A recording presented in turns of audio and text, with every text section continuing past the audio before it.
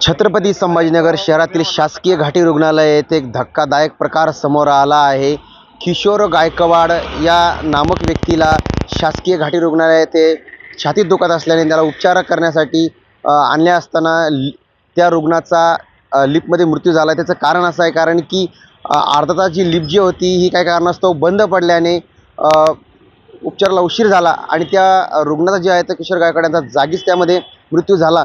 यावरून सरळ लक्षात येईल स्ट्रेचर असेल, विविध शासकीय घाटी रुग्णालयामध्ये स्ट्रेचर असतील, तसेच लिफ्ट असेल, ह्या जुन्या असल्या कारणाने ते खराब झाल्याने हा प्रकार घडलेला आहे।